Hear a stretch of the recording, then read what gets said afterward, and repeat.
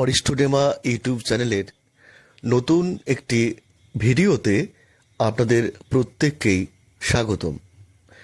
আজ আমরা যে বিষয়টি নিয়ে আপনাদের সঙ্গে কথা বলবো, আলোচনায় আসবো, সেটা সরাসরি সিলেবাসের সঙ্গে সম্পর্কযুক্ত নয়, কিন্তু আমার মনে হয় যে আমাদের আজকের আলোচনা যারা শুনবেন তারা এই মুহূর্তে পশ্চিমবঙ্গের অনেক বিষয় সম্পর্কে সতর্ক হতে পারবেন।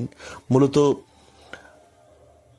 পশ্চিমবঙ্গবাসীদের জন্যই আজকের ভিডিও, যারা 2016 সালে এসএসসি দিয়েছিলেন, নিজেদের মেধা পরিশ্রম দিয়ে চাকরি পেয়েছিলেন, কিন্তু গত পশ্চিমবঙ্গ সরকার তৃণমূল কংগ্রেস সরকারের ব্যাপক দুর্নীতির কারণে কোট আনকোট তথাকথিতভাবে চাকরি হারিয়েছেন।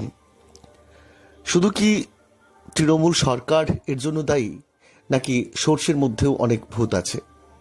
বিষয়টা নিয়ে কিন্তু এখন ভাবার সময় এসে গেছে। আমরা বাঙালিরা কি করি? আমরা বাঙালিরা অন্যকে দোষ দিতে খুব ভালোবাসি। আবার আমরা আমাদের বাঙালিদের একটা অন্যতম চরিত্রই হচ্ছে বিশ্বাস করব খুব কম মানুষকে, কিন্তু যাকে বিশ্বাস করব তাকে অন্ধের মতো বিশ্বাস করব। এই যে এসএসসি 2016 প্যানেল ক্যান্সেলড হয়েছে, যার পরিপ্রেক্ষিতে প্রায় 26,000 বাংলার যুবক যুবতী চাকরি হারিয়েছেন। এর মধ্যে যারা যোগ্য ছিলেন তারা চাকরি পাওয়ার জন্য যে আন্দোলনগুলো করেছেন, সে আন্দোলনের কয়েকটিতে আমি অংশগ্রহণ করেছিলাম। শীর্ষস্থানীয় নেতাদের সঙ্গে আমার যোগাযোগও হয়েছিল, এমনকি আন্দোলনে সশরীরে উপস্থিতও ছিলাম।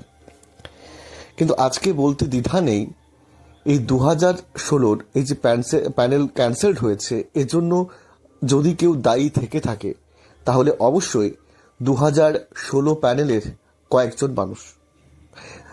আজকে দেখবেন 2016 সালের প্যানেল নিয়ে চাকরি ফিরিয়ে দেওয়ার বিষয় নিয়ে যারা লাইমলাইটে ছিলেন, আবারও বলছি তথাকথিত কোট আনকোট যোগ্যদের প্রতিনিধি হয়ে, তাদেরকে আজ কিন্তু খুঁজে পাওয়া যাচ্ছে না। কেন খুঁজে পাওয়া যাচ্ছে না? যারা কথায় কথায় আন্দোলন করতেন। আমি আজ বলতে নতুন বাংলা, নতুন পশ্চিমবঙ্গ, নতুন সরকারের পশ্চিমবঙ্গের কথা বলছি না, তার আগেও দেখুন তাদের আর কোনো সন্ধান আপনারা পাচ্ছেন না। কিন্তু একটা ছেলে, যার কথা আমি প্রকাশ্যে বিভিন্ন জায়গাতে বলি, সুমন বিশ্বাস, যদি এই মানুষটিকে আপনারা বিশ্বাস করতেন, মেহবুব মণ্ডল, চিন্ময় মণ্ডলের নেতৃত্বে যে পরিমাণ মানুষ ভিড় করেছিলেন, যে পরিমাণ শিক্ষক শিক্ষিকারা জমায়েত হয়েছিলেন, আমি নিজেও সেই জমায়েতের একজন অংশগ্রহণকারী। আমাদের মনে হয় সুমন বিশ্বাস তার সিকিভাগ সমর্থন পেলে আজকের টোটাল বিষয়টা কিন্তু বদলে যেত। যোগ্যরা চাকরি ফিরে পেতে পারতেন। তিনি এককভাবে সবকিছুর পরোয়া না করে তিনি সুপ্রিম কোর্ট পর্যন্ত গেছেন। তার মাইনে কেটে নেওয়া হয়েছে, অনেক রকমভাবে তাকে হ্যারেস করা হয়েছে, তাকে পুলিশ এসে তুলে নিয়ে গেছে, লকআপে রেখেছে, একটা দিন সম্পূর্ণ তার নষ্ট করেছে।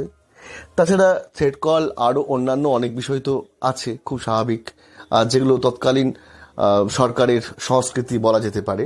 সবটুকুই ঘটেছে। আমাদের মন খারাপের জায়গা এটাই যে আমরা বিশ্বাস করলাম দুজন মানুষকে, মেহবুব মণ্ডল, চিন্ময় মণ্ডলকে। এই চিন্ময় মণ্ডল এবং মেহবুব মণ্ডল যে আন্দোলন ডেকেছিল, আমি সেখানে ছিলাম, তার ভিডিও, তার রেকর্ডও আমার কাছে আছে।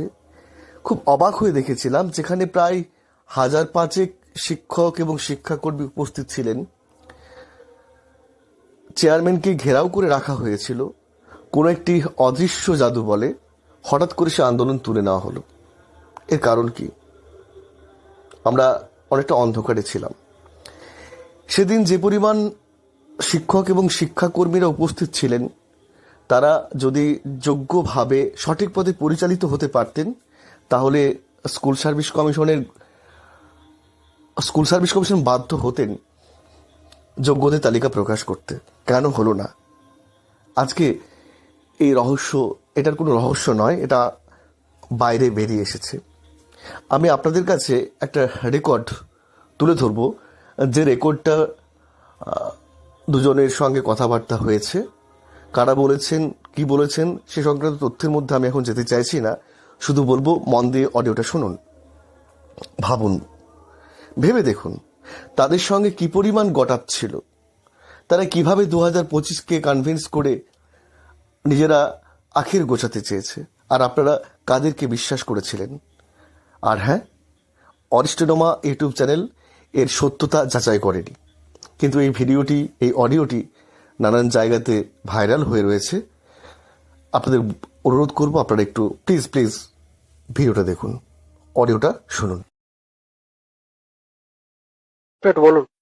চেয়ারম্যান ওই দিন পরিষ্কার বলেছিল যে আমরা আজকে ফার্স্ট কাউন্সিলিং, সেকেন্ড কাউন্সিলিং অর্থাৎ ভ্যালিডিটি প্যানেলের মধ্যে যারা আছে 11-12 এর ফার্স্ট সেকেন্ড, 9-10 এর ফার্স্ট সেকেন্ড থার্ড, এই তিনটে মানে 11-12 এর দুটো কাউন্সিলিং এর লিস্ট আর 9-10 এর তিনটে কাউন্সিলিং এর লিস্ট আমরা আজকে দিয়ে দিই, আমাদের রেডি আছে, আমরা পাবলিশ করব কিছুক্ষণের মধ্যেই। যেই বলেছে তখন বলছে চিন্ময় বলছে তাহলে বাকি কাউন্সিলিং গুলো আপনি পাবলিশ করবেন না, তাহলে সেগুলো কি আমরা টেন্টেড? তখন চেয়ারম্যান বলছেন আরে টেন্টেড বলে নয়, ওটা ভ্যালিডিটি প্যানেলের মধ্যে নেই, তাই আমরা পরে ভাবছি এই লিস্টটা বের করে সার্টিফাই করে আমরা কোর্টের কাছে জমা দিয়ে এদেরকে বাঁচিয়ে দিই, তারপরে বাকিগুলো অটোমেটিকলি ভাবে বেরিয়ে যাবে। তখন ও বলছে আমি কোনোভাবেই বের করতে দেব না। ঠিক আছে, যদি বেরোলে সবাই সব কাউন্সিলিং এর বের করতে হবে, না হলে কোনো কাউন্সিলিং এর বের করানো যাবে না। আর যদি বের করান তো আমি আগুন লাগিয়ে দেবো এখানে, বলেই চিৎকার চেঁচামেচি শুরু করে দিল। বাকি সবাই ম্যাক্সিমাম প্যানেল এক্সপায়ারি ছিল, তারা কেউ আর চাইলো না। সঙ্গে সঙ্গে চেয়ারম্যান উঠে গেল, উপরে গিয়ে কার সঙ্গে ফোনে কথা বললো, দেন বলছে ঠিক আছে আজকে তোমরা যাও, কোনো লিস্ট আমি আর বের করছি না এই মুহূর্তে, বলতে ওখান থেকে বেরোনো হলো। মানে একমাত্র ওই চিন্ময় এবং আরো কিছু জন ছিল তাদের জন্যই ওই দিন বেরোনো, না কিন্তু লিস্ট একদম রেডি ছিল, বেরোতো ওই দিন। ভাবে দালালি করে যেটা বাঁচতে দেয়নি, সেটার জন্যই আমাদের লড়াই, যে যেটা বাঁচানো সম্ভব হতো সেটাকে বাঁচানোর লড়াই। সেক্ষেত্রে কেউ হয়তো সেই ভ্যালিডিটি প্যানেলের কেউ হয়তো 2025-এ কল হয়ে থাকতে পারেন, কেউ হয়তো মানে এতে রেকমেন্ডেশন পেতে পারেন, সেটা আমাদের দেখার বিষয় নয়। সুতরাং যারা ভ্যালিডিটি প্যানেলে ছিল, যেটাকে বাঁচানো সম্ভব হতো কোর্টের মাধ্যমে বা এসএসসি চেয়ারম্যানের মাধ্যমে, সরকার চাইলেই বাঁচাতে পারতো, সেটাকে এই দালালরা বাঁচাতে দেয়নি পলিটিক্স করে। তো সেইটার জন্যই আমাদের লড়াই। আমাদের লড়াই হচ্ছে ভ্যালিডিটি প্যানেলের জন্য, যেটাকে বাঁচানো তখন যেত, সেটাকে আমরা এখন চেষ্টা করছি। সেটা আমাদেরকে সরকারের কাছে দরবার করবো। এটা কিন্তু আপনি একটা পোর্শন বললেন যে তখন যদি ভ্যালিডিটি প্যানেল বাঁচতো, এক একটা করে কিন্তু পরপর কাউন্সিলিং বেঁচে যেত, কিন্তু ওই যে এরকম পুরো প্যানেল যে আমাদের শেষ হয়ে গেল। চেয়ারম্যান বলেছিল পরিষ্কার ওই দিন চেয়ারম্যান পরিষ্কার বলেছিল গেলেই পরের কাউন্সিলিং গুলো বাঁচবে, জসিমবাবু না হিন্দি ভিতরে ছিল। জসিমবাবু চেয়ারম্যান কি বলছে একটু বলুন না, শুনে রাখি আপনার কাছ থেকে। জসিমবাবু আপনি বলুন তো, একটু বলুন। চেয়ারম্যান ওই দিন পরিষ্কার বলেছিল যে আমরা আজকে ফার্স্ট কাউন্সিলিং, সেকেন্ড কাউন্সিলিং অর্থাৎ ভ্যালিডিটি প্যানেলের মধ্যে যারা আছে 11-12 এর ফার্স্ট সেকেন্ড, 9-10 এর ফার্স্ট সেকেন্ড থার্ড, এই তিনটে মানে 11-12 এর দুটো কাউন্সিলিং এর লিস্ট আর 9-10 এর তিনটে কাউন্সিলিং এর লিস্ট আমরা আজকে দিয়ে দিই, আমাদের রেডি আছে, আমরা পাবলিশ করব কিছুক্ষণের মধ্যেই। যেই বলেছে তখন বলছে চিন্ময় বলছে তাহলে বাকি কাউন্সিলিং গুলো আপনি পাবলিশ করবেন না, তাহলে সেগুলো কি আমরা টেন্টেড?